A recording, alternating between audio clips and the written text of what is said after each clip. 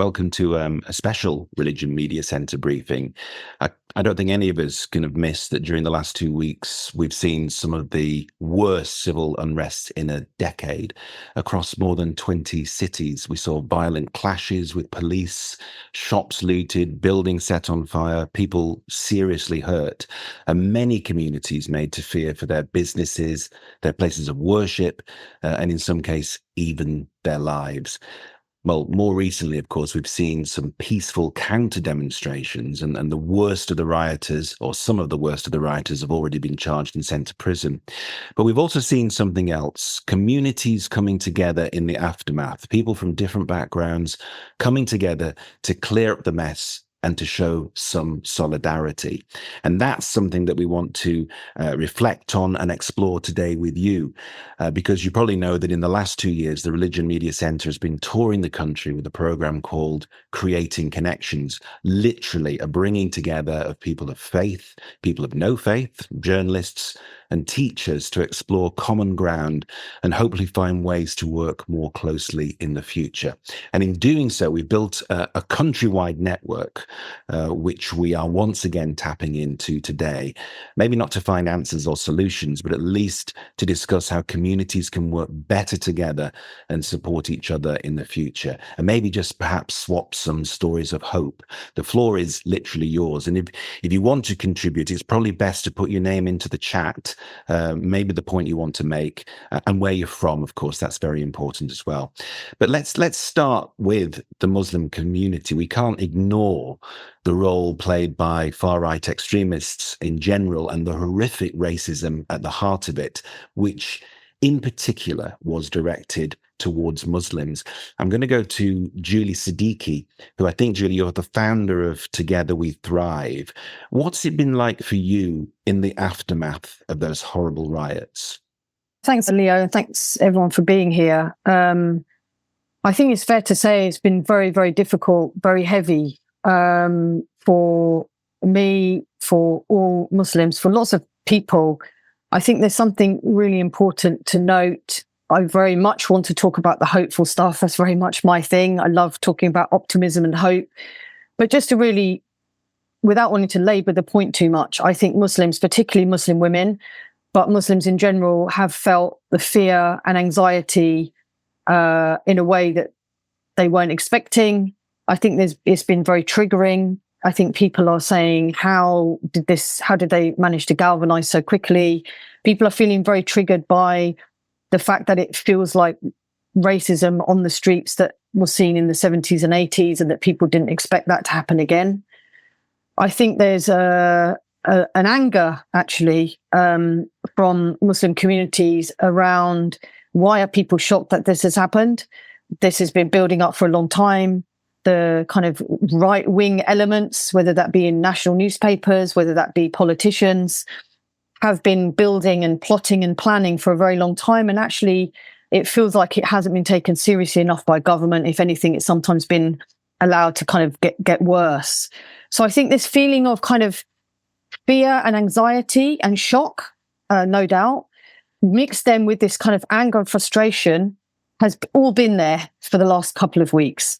And speaking to lots of people messaging me saying, I'm not going out, I feel frightened, I've cancelled my kids' school holiday thing because I don't want to go up the road. And me trying to sort of reassure while also acknowledging the fear. You know, it's been really, really heavy, a really heavy kind of couple of weeks. And as I say, I think the shock at the speed in which these groups and these individuals were able to galvanise was very scary. So that's my kind of, I guess, snapshot of that part of it. But then, of course, moving on to the hopeful stuff and the positive stuff. And frankly speaking, very humbling, very reassuring responses from what feels to me like the majority of the country. You know, what's been brilliant about the response, both in terms of the individual small things, which really matter, to also the bigger kind of, if we call them counter demos, have given that reassurance, I think, to all of us that we all know really that those people that we saw doing that looting and that rioting are the minority, but it's a very scary, well-organised minority. So it creates that fear. but we mustn't allow it to then make us feel like it's happening everywhere and it's all over the country. We need to keep it in perspective. I think that's quite important. But the hopeful stuff, just to finish off, the hopeful things, the bunch of flowers to the imam, the people building the wall, all of the things that we've seen. Yesterday, out of my own interest, I Googled, I think it was UK mosque solidarity, something like that. And loads of examples came up. It's a beautiful thing. And I'm part of Together Coalition. I think Amika, my colleague, might be here. And we're part of, building stronger, kinder, more connected communities. That's our kind of strap line. And we just put out a note to some people. I think Dr. Musharraf's here. I can't see anybody right now, but we just put a message out to a few people because we were getting messages from people all over the country saying, what can I do? I want to show solidarity. I want to stand with my Muslim neighbours. I don't know how to do it. What can I do? So we encourage mosques on Friday prayers or afterwards to open up and invite some of those people in. And it was amazing. We had mosques from Rotherham to Nottingham, from London to all over the country in different places with people standing together, beautiful photos, wonderful occasions coming together. So in a way, the terrible, horrible stuff that we've seen over the last 2 weeks has also meant that some of these moments and opportunities have come to us as well. So I think there's both the anxiety and the fear and the anger and the frustration of like, what's going to happen now? What is going to be done about these people? We all know about what's happening with Elon Musk, Tommy Robinson. All these names are coming through that we as Muslims have been seeing and worrying about for a very long time. I think more people now are realizing just how dangerous those people are. You've painted very colourfully that sort of divide, two pieces of this particular jigsaw. On one side, that horrendous hostility and racism, and at least some hope of people coming to you and to mosques saying, what can we do? You mentioned Dr. and Imam Musharraf Hussain, who I think is on the line from Nottingham. Do you want to add to those points as well, Musharraf, about your experience, certainly in the last couple of weeks? Good afternoon. Thank you, Ruth, and all of those who've organized this meeting, and Julie in particular for getting me to organize this. She rang me on Tuesday, I think, and Wednesday I sent out messages, and we had an amazing response within 48 hours from the Chief Constable to senior portfolio holders from the City Council to the Director of the Equalities in the Nottingham University Hospitals Trust, and and Church of England, Roman Catholic friends. We had an amazing, gathering to show solidarity, and the message was a very simple one: Nottingham won't be divided. And I think that was a message Julie was sending out to all around the country. Yes, these are, I think this is a result of the hard work that the civic society itself has done over the last 15 years, not the result of the government. The government's result is these riots were like a crescendo. For 14 years, the government started with, there is no multiculturalism in the UK, there's no multi-faith society in the UK, abandoned interfaith, and the last thing they did was to remove the £150,000 from the poor little interfaith network.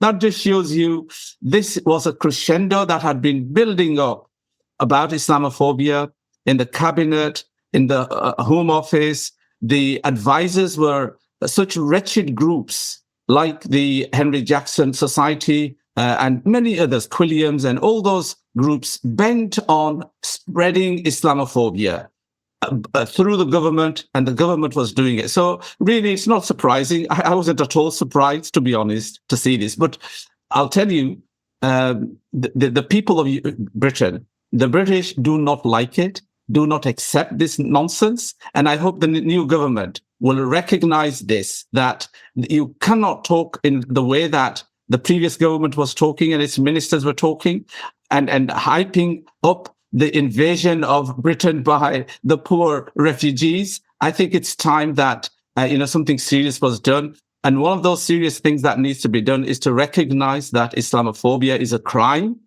Anti-Muslim sentiment, just like anti-Semitism, is a crime. Anti-Christian hatred is also a crime. And I think what lesson we should learn from this is a very simple one. Let us call spade a spade. Islamophobia is there. The reason for this was Islamophobia. That guy, when he said that this murderer is a Muslim, immediately we had in the response from the right wing. So it's obvious. It is that, and I hope groups like this and other groups will actually tackle the problem. And I know one thing with interfaith people like myself and most of you, we are soft, nice guys, yeah, no? But I think we should also be realistic, and we should ask for the difficult. We should hold the bull by the horn and say, no, enough is enough now. And when we should really tackle anti-Muslim sentiments which are expressed in our media, in our parliament, in the cabinet, in 10 Downing Street, are illegal, wrong, criminal. When that message goes out to those TRs are out there and the extremists, then they won't do this, Jan. So thank you once again for giving me this opportunity. But I'm very positive and very optimistic. But I knew my chief constable on Friday, she couldn't say Islamophobia because she's not allowed to. So I think it's really important the law changes. Very important points, Musharraf, and don't go away. Like Julie, I'd like to come back to you. And it's so nice to hear a very positive message, as you're saying there, and that the vast majority of British people do not share those extreme racist views. You talked and mentioned the fact that misinformation played a huge part in this, coming from those horrific murders in Southport. And what was spreading online were lies. We all know that now, but of course that did the damage. I suppose, well, let's talk to somebody from the mainstream media, not anybody who's spreading disinformation. And that's one of my old friends, Gary Newby, who is content editor at ITV News Central. Obviously, journalists have been very much across what's been happening, both during the riots and also in the last week or so in terms of the counter demonstrations and the sorts of things that Musharraf and Judy were talking about. What's it been like for you on the ground as a journalist covering this for television news? Thank you very much for the invitation to attend this meeting today. And already we've heard some really interesting comments from the last two speakers. To answer your question, I mean, it's tough. As you say, that I guess the starting point is that there is a lot of misinformation out there, which is not only initially driving some of these protesters to gather and cause violence, but also it's not always clear where they're going to be, what numbers they're going to be in, and what their intentions are. And of course, we've got a finite number of resources, and we have to be clever, I suppose, in how we deploy them. We do a lot of work. This just might be of interest to people. We do a lot of work in terms of safety regarding our colleagues, where we suspect there's going to be violence. We do a full risk assessment, and we also employ the services of a security company as well to accompany our people at these gatherings. We take a number of steps. We have stab vests that we can use under people's clothing. Hard hats that look like baseball caps. It sounds like a war zone, guys. It is a bit, yeah. And we also try and encourage reporters and camera operators to use mobile phones just to gather footage, because you'll be aware the media is often a target of some of these far right groups. So we try and sort of blend in to the general sort of crowd as much as possible. And that might be filming what's going on a mobile phone rather than one of the big cameras that you might see. It causes some anxiety in the newsroom. You know, we are all people and members of community ourselves, and we get worried and we get depressed about what seems to be happening. The real positive for us, I think, was after the violent gatherings, there was these bigger, much larger attended counter protests, and that was really promising, not only from a sort of news reporting point of view, but for us personally, you know, that we could see, as someone pointed out earlier, that the vast majority of people in our communities are law-abiding, peaceful, and they want to get on with everybody. And to see those counter protests, I think was a real positive experience for us in the newsroom, for those on the ground as well who'd covered the earlier violent stuff. Then to see communities getting together was just so positive, and we've kind of built on that as well. For example, Tamworth is in our patch. We covered Tamworth, and obviously it was terrible what happened there with the setting fire of the hotel that was housing refugees. But we went back there afterwards, and we saw people clearing up after what had gone on, and we spoke to members of the community there who were trying to support people staying in that hotel, who had been staying in that hotel the best that they could. And we did a follow-up piece where members of the Tamworth community were visiting some of the refugees who'd been placed elsewhere in the Midlands to ensure that they were well and got everything that they needed. And that was a real positive follow-up to what had gone on, and other incidents we'd covered in Hanley, in Stoke-on-Trent, less so in the East Midlands, it has to be said, but in the West Midlands, certainly there were some very positive stories that came out of that initial violence, and it's someone's posed the question, and I think the last speaker went some way to answer it, about what next. Not only what next in terms of the politics of it, and I understand that that's why it's important from us, from a regional TV station, reflecting our community, a magazine programme that we are. I think it'd be interesting to see what next for our communities, and what lessons that we draw from what happened. And if what the longer repercussions might be, or is it still hopeful that we mend all the damage, physical and otherwise, that's been caused by this? And I'd be interested to hear more about that from. Well, you throw that out, Gary, and that's a good point. And obviously, you were part of our Creating Connections tour of the country at one point, weren't you? And the whole point of that was to get people of different faiths and no faith, with journalists and teachers, into one room where perhaps there has been distrust in the past. Yeah. But as you've said, you as much as covering the riots yourself with stab vests and in the most dangerous way, sadly, you've also covered some of the positive. Well, I want to try and squeeze in as many people as I can, but it's really good to hear these comments. And just turning to that, the third part of this that I just mentioned, teachers, and we have got teachers and RE advisors on the call as well. And let's go to Ed Pawson, who is from the southwest of England. You spent, Ed, 23 years as a religious education teacher and subject leader, and now you're an educational advisor. I suppose it's interesting, isn't it? My wife's a retired teacher, and she was saying, in a way, I'm dreading in September for many teachers, because teachers will be picking up some of the pieces of this, do you think? Not only people who've been directly affected by their families, but perhaps also children of people who were rioting, and to deal with that in the classroom and to inject some kind of critical thinking, which is not always a word that's appreciated in some quarters. But what do teachers do? What is your role? Yeah, thank you, Leo. Really concerned about what's been happening in this country over the last couple of weeks, and it's disturbing to hear those accounts on this call as we have in the media. And I think, as Julie was saying, the speed at which it developed, I think, has shocked everybody. Having said that, the speed at which it abated and civil communities actually rose up and acted in far greater numbers was almost as cheering.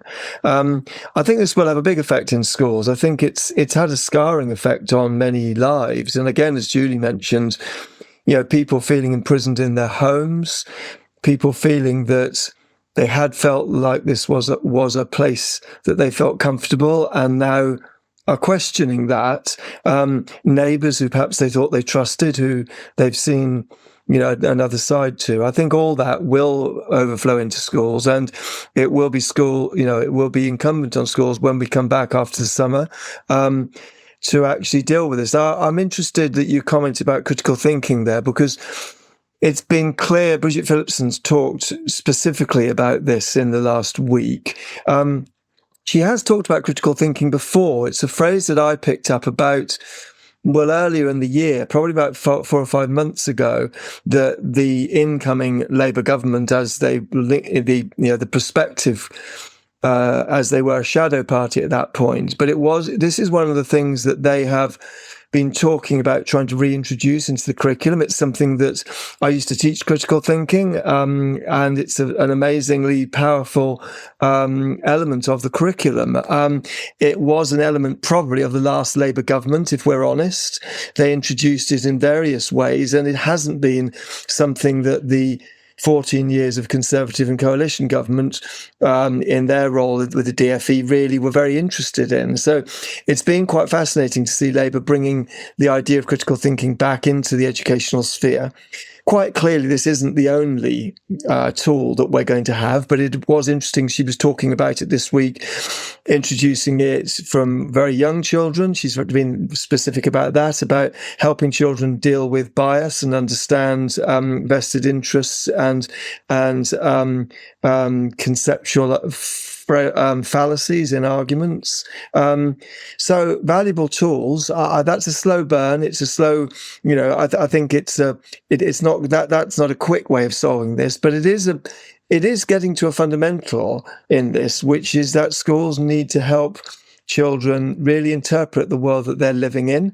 And we see that schools want to do this, but with so many other measures and so much other culture war stuff talked about by the last government, it's been quite difficult to clear the tracks for that.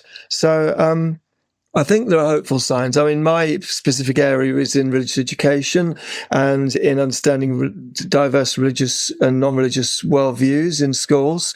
And RE does a really great job on that, and is underplayed, I think, by by the Department for Education in understanding how important as a subject it is in schools.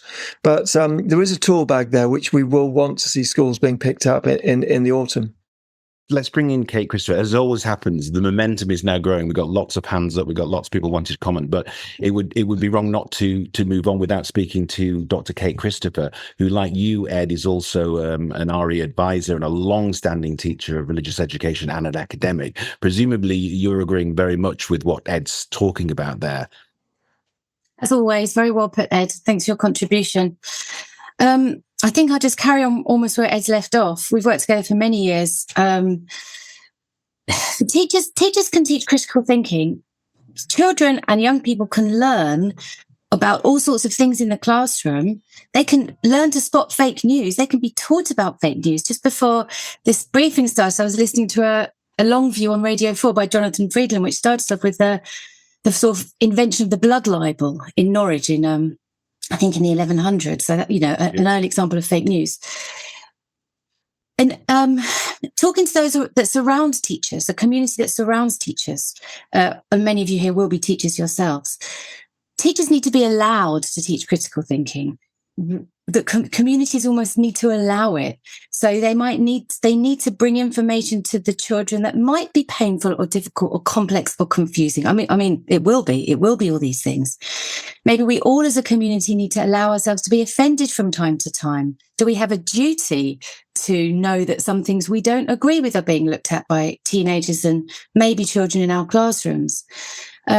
Teachers may, as individuals, want to explore, for example, what on earth is happening in Gaza and Israel at the moment. The clamour amongst young people to know the information, the facts, the history. How can this be happening in the 21st century? In my own experience, I was a high school teacher until very recently. Schools just too terrified to let teachers run those conversations, too terrified of all the sort of different groups that might have a pile on social media. And so teachers are silenced. Teachers need to be protected. This is a whole community effort. You can hear what I'm saying, can't you? And then essentially, if that space can be created where teachers can explore difficult and painful and complex topics with children and young people, that is a countrywide effort. I'm also, like Ed, encouraged by what I'm hearing from the new Labour government and by Bridget Phillipson. And there's lots of information out there. Like the BBC has put together a fantastic little video about spotting fake news. many of the people that are on this call will be supporting their local schools as members of faith communities, and the work that's been happening for decades around interfaith and RE is just absolutely amazing. We have such deep friendships as teachers with the faith communities. But really, if we want teachers to be able to teach critical thinking, we need to have to allow it. We need to have to trust them, and we need to have to protect them. Kate and Edmund, thanks very much. May get back to you just at this time, but as I say, there's now an avalanche of comments. In fact, it's interesting. There's a comment here from Sarah Barau. I hope you pronounced your name properly there, Sarah, who's also an ex-teacher, saying that what next? At the Bristol Creating Connections event, it was discussed that regional and local media coverage of religion tends to focus on festivals like Diwali, etc., and Eid, but perhaps the journalists could cover more day-to-day experience of people from diverse backgrounds and showcase positive examples. I'm sure Gary will take that on board. We may hear from him again in just a moment. Let's just see who we go to next. We've got the Reverend Dr. Israel Olafinjan. I think wanted to make a point. You're from Dr. Israel, the One People Commission Evangelical Alliance. Are you on the line? Can we hear from you? Yeah, thank you very much, Leo. Good afternoon, everyone. Thank you for inviting me to this. Obviously, we are all still very shocked by what has happened. And I think for me, there is a dangerous narrative that we have had so far in this country, in our country. And that is that Britain is post-racial. And I think that narrative has been brewing for a while.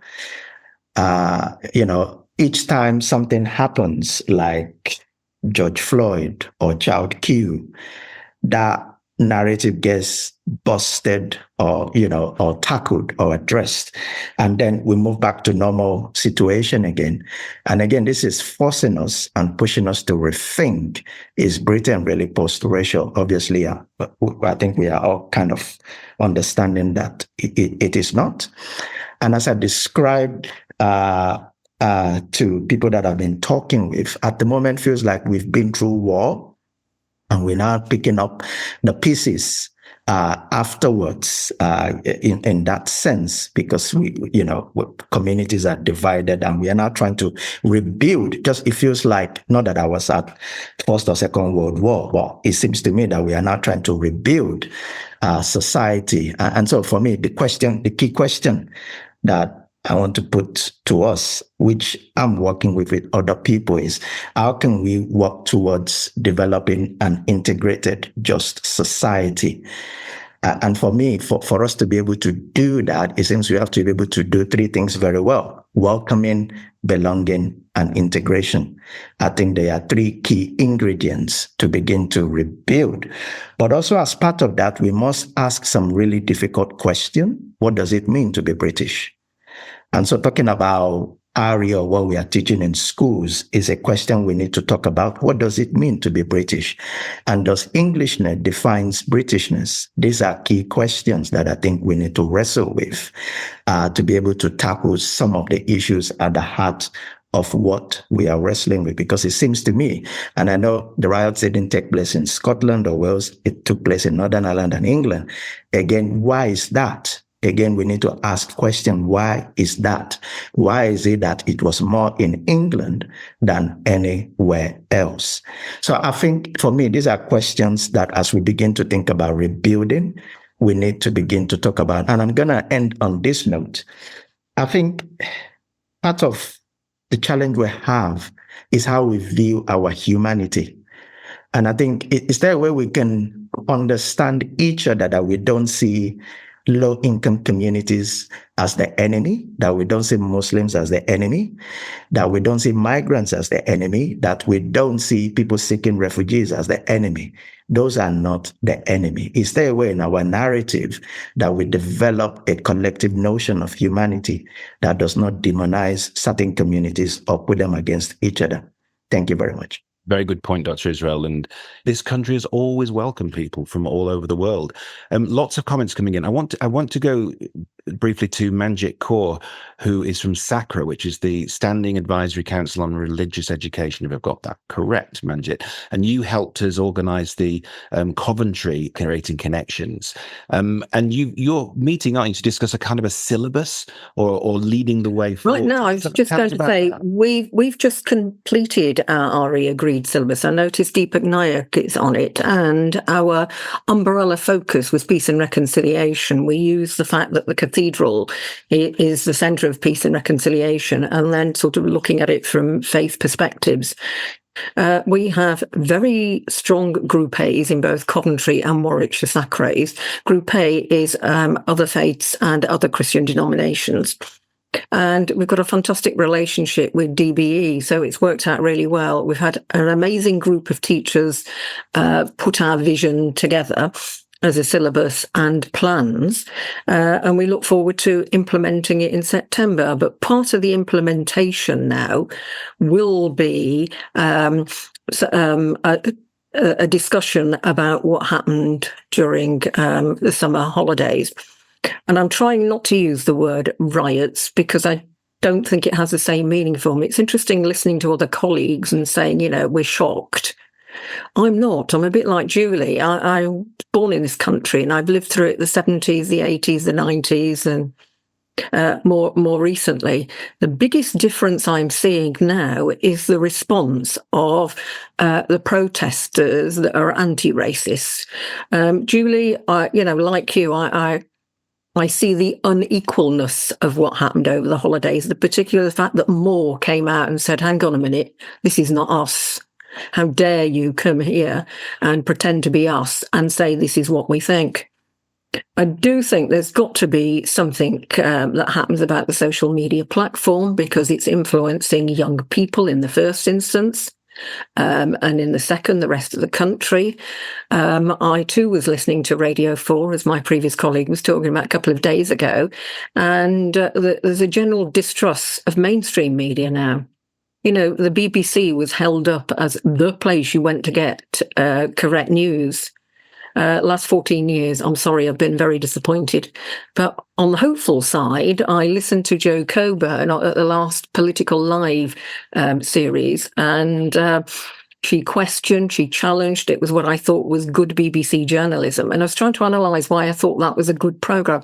It's partly the tone of the journalist, the language used, the careful, thoughtful comments, as opposed to what I was seeing when these actions first started, was almost excitement on behalf of the journalists. And really, they should have been bringing their voice down. Now, if you think of the number of people that actually caused the issues, as opposed to the numbers that were then saying, hang on a minute, it's very few. But the damage it's done to our country internationally, as my colleague was saying, is quite phenomenal. I feel sorry for Rachel Reeve in Canada because I've got cousins there, and cousins who moved from Coventry in the 80s, love the place and are actually quite concerned.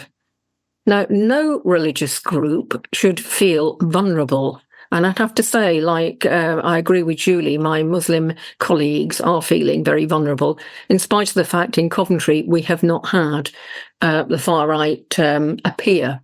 We did have an anti-racist gathering on Saturday that was very, very peaceful, but it was more a point people in Coventry felt they needed to make. Hang on, this is our city, our people, we're all in this together. And that's quite an important definition. I'm looking forward to hearing what this government do. The language seems to have changed. It's much more positive. It's much more, notion of togetherness, which I didn't feel previously. We haven't got a prime minister who makes inappropriate comments. Or any of the senior leaders have actually thought about how they're speaking. I'm wondering what education our political leads need, and I'm thinking about some of the comments that Robert Jenrick made. Totally inappropriate. Not just inappropriate, morally lacking. I think that's fair comment, although he's sorry. Yes, I'm sort of sorry to make that. And as I said, I do think we've got some things to do, and I actually think our young people have been amazingly positive throughout the 2 or 3 weeks that we've had these actions, because they're the ones that are actually standing forward and saying, hang on a minute. You mentioned young people, and I saw some comments online, of course, which is, going back to my generation when we had all of this in the 70s as well. I noticed one commentator said, hey, we had Rock Against Racism, protest groups against the National Front. What's Generation Z doing now? Z, sorry. But listen, let me get Gary a very quick response. Do journalists sometimes add to this with this sort of air of excitement about covering a riot or use the wrong language? I think there's always the danger of that. I've looked back at some of our coverage. I can only really, I guess, speak for ours, and I haven't detected any of that in our own coverage. But I guess there is always a risk. And I think with rolling news as well, perhaps also, we're on, as I say, it's a magazine program, half an hour at 6:00. And there's a lot more that we can do in terms of preparing for that coverage at 6. Whereas rolling news, I suppose that the danger lurks there, doesn't it? That they can get caught up in the moment. Let's bring in Amrit Singh Ubi, who's the Nishkam Centre Director of Civic Engagements and Partnerships. I know you were keen to get in.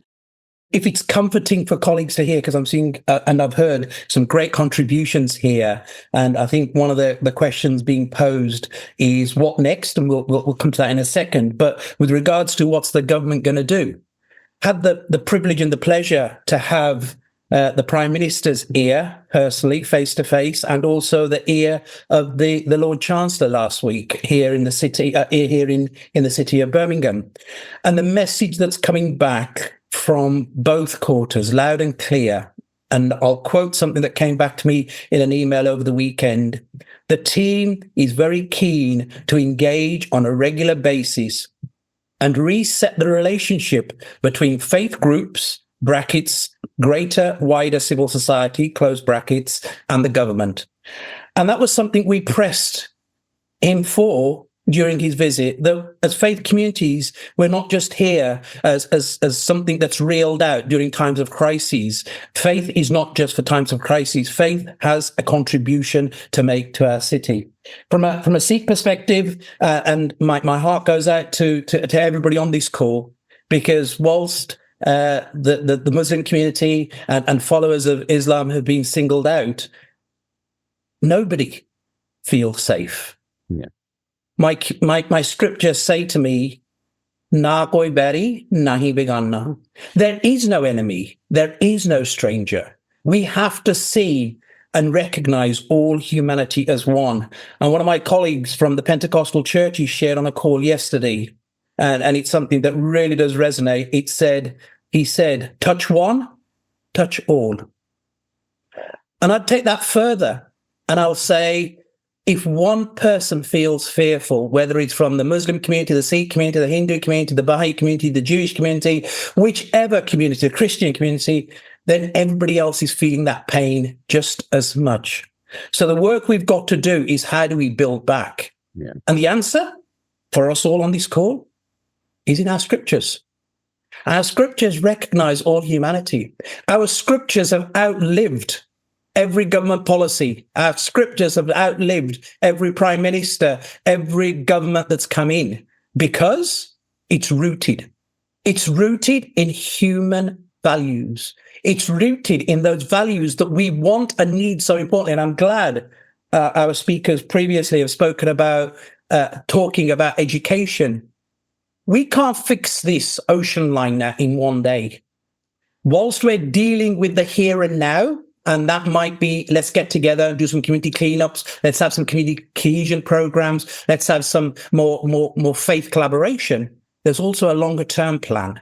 How are we making sure that future generations aren't poisoned by what we're seeing? Trauma is transferred across generations. We've got parents now talking about 1947 and the India-Pakistan divide today. Why? Because their trauma to them feels the same. So we've got to make sure that everybody who's experienced trauma isn't passing that on. Albeit it might be latent at this stage, the next generation are feeling it.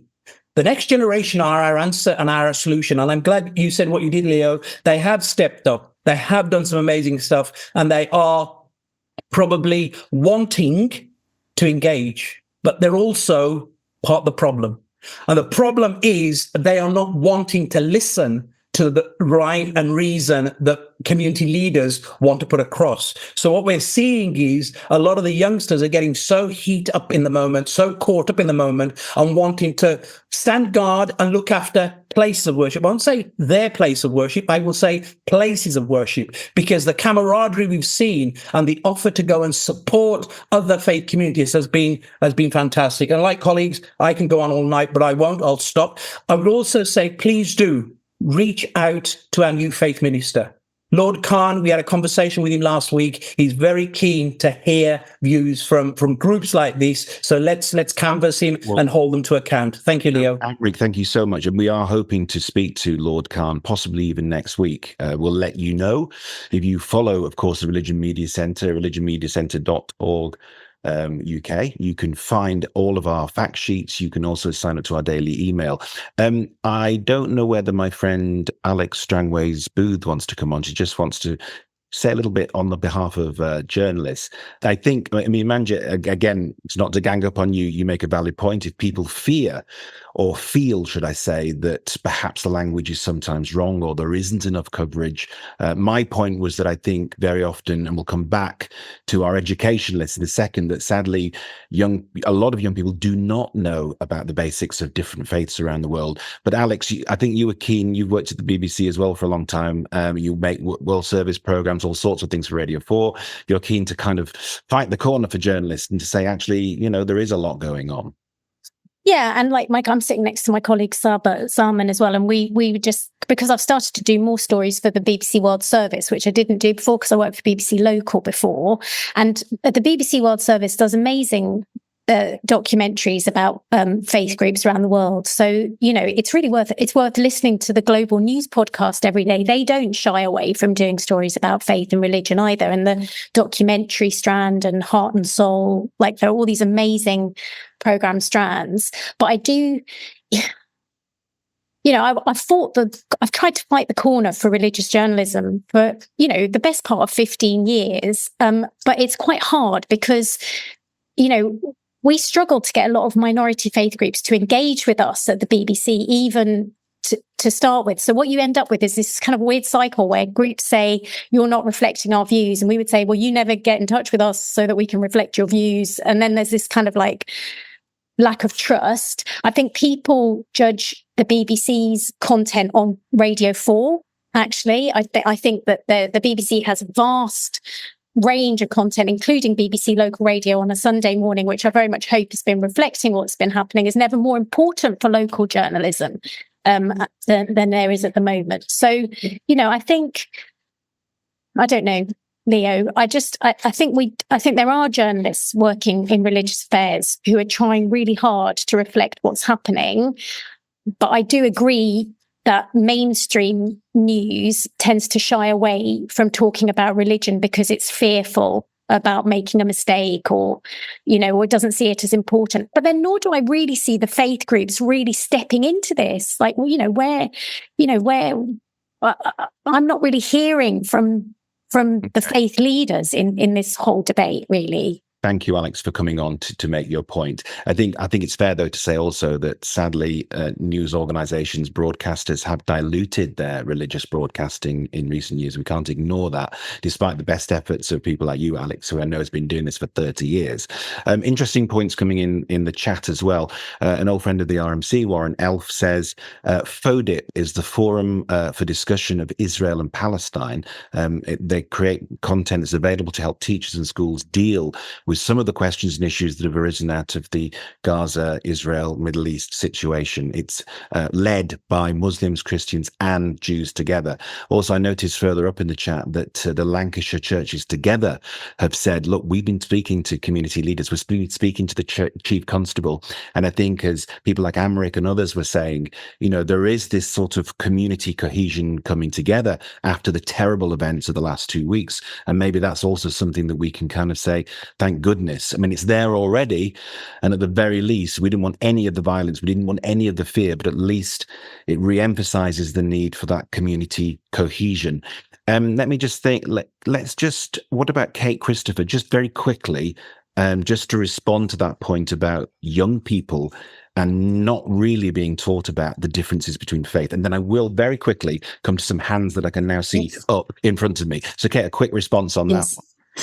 We have had a basic religious literacy in Britain since, like the 1970s. Every human being that's come through our schools has done RE in some form or another.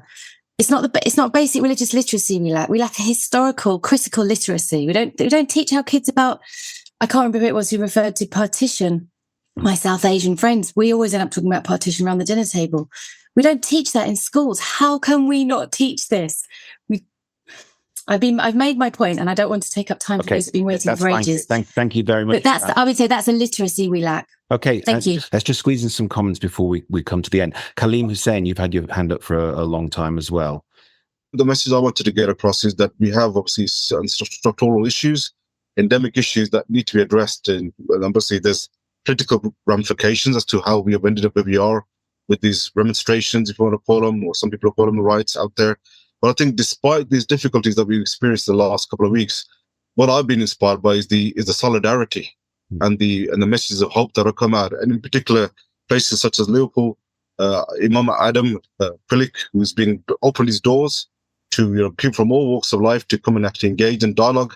And for me, that is the way forward in this difficult situation. Really good positive point as well. I know that Mufti Ibrahim Whitney has been waiting patiently all the way through. Do you have a quick comment that you'd like to make as well? It seems like all the Muslims that I hear have the same consensus.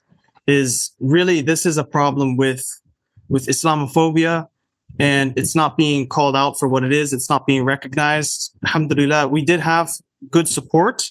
I was so happy to see the outpouring of support, the counter protests, and then we were able to speak with police commissioners. Everyone has been speaking with the various officials and representatives in their own local areas.